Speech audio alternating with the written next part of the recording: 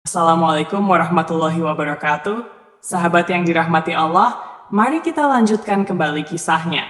Jangan lupa bantu like, subscribe, komen, dan bagikan sebanyak-banyaknya.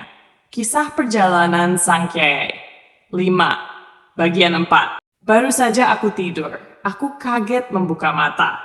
Nampak dari pintu mushola, berjalan melenggang gadis cantik sekali. Bibir tipisnya merah merekah. Ada lesung pipi ketika tersenyum.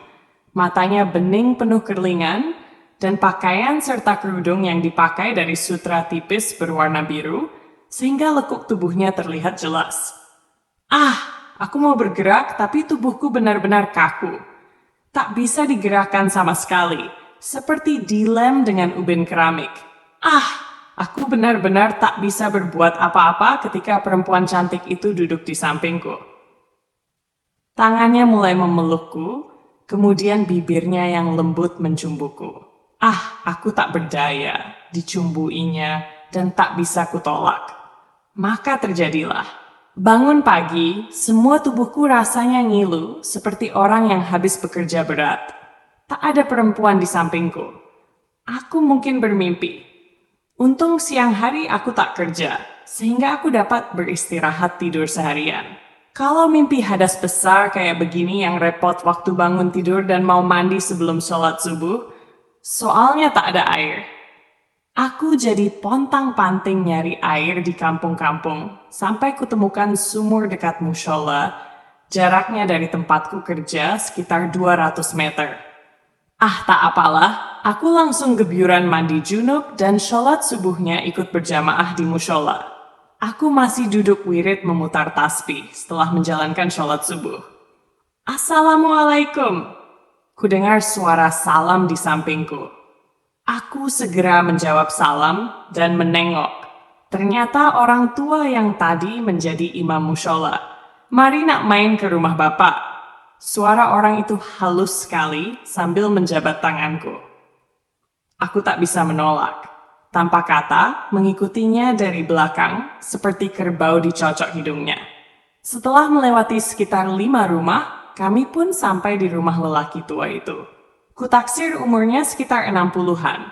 Wajahnya bersih, tenang, tak ada kumis dan jenggot. Gurat di wajahnya tak menunjukkan ketuaan karena tertutup kegemukan. Tubuhnya gemuk, tapi gemuknya sedang, tak berlebihan. Rupanya orang tua ini adalah pengasuh pondok pesantren.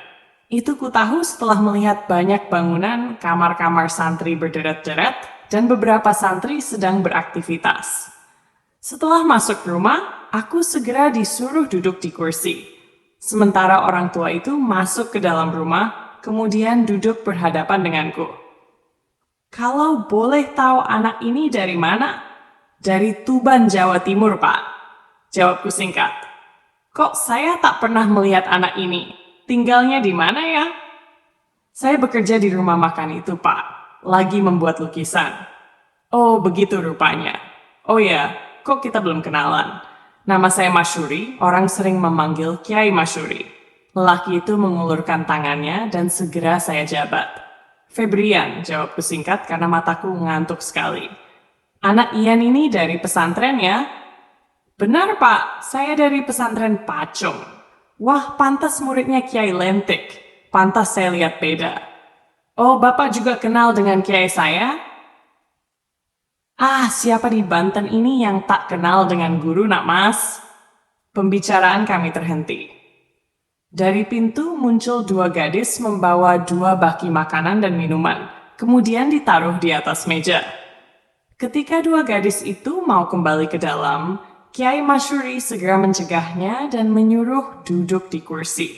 Malah gadis yang satunya diminta memanggil gadis yang satunya lagi, sehingga di depanku kini ada 3 gadis cantik. Aku yang tak mengerti akan maksud Kiai Masyuri, duduk cuek-cuek saja. Mari nak Ian, sambil dicicipi makanannya. Makasih Pak, saya lagi libur. Udah saya duga memang murid Kiai Lentik orang gemblengan, kata Kiai Masyuri memuji. Ini loh nak Ian anak saya. Sebenarnya 5 orang, tapi yang 2 lelaki. Yang ini, Telunjuk Kiai Masyuri menuding ke gadis cantik yang ada di sampingnya. Gadis cantik berkulit seputih susu, kutaksir umurnya 19-an tahun. Wajahnya imut-imut, terlihat lesung pipi ketika tersenyum. Bibirnya mungil, hidungnya mancung kecil, matanya agak sipit seperti mata orang Cina. Alisnya kecil melengkung. Wah, kalau dibedaki, dikasih pemerah bibir mungkin akan seperti boneka. Namanya Juwita. Dia baru kelas 3 SMA. Dia anakku yang paling bungsu. Lalu yang sebelahnya, Kiai Masyuri menuding gadis di sebelah Juwita. Gadis ini bertulang besar, namun tubuhnya langsing, wajahnya tipe keibuan, dan manis sekali dengan kulit agak sawo matang.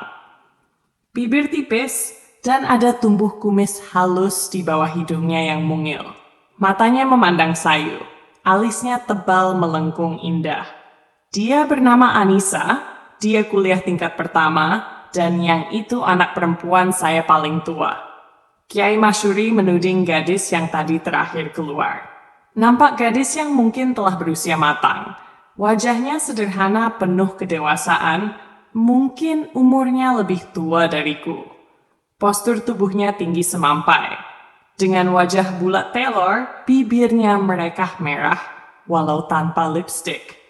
Janggutnya lancip, dengan hidung yang tak terlalu mancung, tapi menambah pas akan kecantikannya. Dia namanya Alia. Nah, Nak Ian sudah tahu akan anak-anak saya. Menurut orang Banten kuno, orang Jawa itu rajanya, dan orang Banten itu ratunya.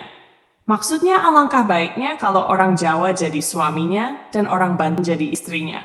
Makanya saya memperkenalkan anak saya. Maksud saya ingin menjodohkan anak saya dengan Nak Ian. Saya yang siat-siut ngantuk semam di kedai jin muata. Kaget, salah tingkah, serba salah, tak karuan. Pokoknya tak mengerti harus apa dan bagaimana. Bahkan seluruh tubuh yang tadinya gatal, sekarang semua gatal.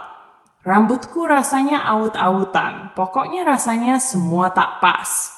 Sebenarnya kalau dipikir, aku ini termasuk orang yang beruntung. Bahkan mungkin terlalu beruntungnya jadinya malah kelihatannya sial. Bayangkan saja kalau di depan dijejer bidadari-bidadari, kemudian ditawarkan lagi untuk memilih. Bisa melihat bebas aja sambil ngiler, celegak-celego aja sebenarnya sudah untung. Apalagi malah disuruh milih salah satu. Ijengku belum sampai situ. Nak Ian bisa memilih salah satu dari ketiga putri saya ini. Tak usah buru-buru, dipertimbangkan masak-masak, diistiharohi. Saya ini kalau melepaskan anak menjadi istri murid dari Kiai Lentik, sudah yakin dan tak ada keraguan. Lagian menurut saya ilmu yang Nak Ian terima akan sangat bermanfaat di pesantren saya ini. Kata Kiai Masyuri panjang lebar. Sebenarnya kata sederhana andai aku bukan pemainnya. Tapi karena kata itu ditujukan padaku, maka seperti serangan petinju kepada lawan mainnya. Kenapa mulut jadi kayak habis disuntik obat mati rasa kayak gini? Keluh, tenggorokan kering, keringat membanjir lagi. Kenapa juga perut jadi mules? Melihat kegugupanku, Kiai Masyuri segera bicara. Tak usah memberi jawaban sekarang, jadi dipertimbangkan masak-masak dulu. Wah, seperti terkena udara ruangan yang ber-AC dan baru dari terik yang menyengat, keringatku pun perlahan mulai kering. Kami pun membicarakan hal yang lain. Setelah kurasa cukup, aku memutuskan untuk mohon diri dengan alasan takut dicari-cari oleh Pak Kosasih. Setelah keluar dari rumah Kiai Masyuri terasa plong.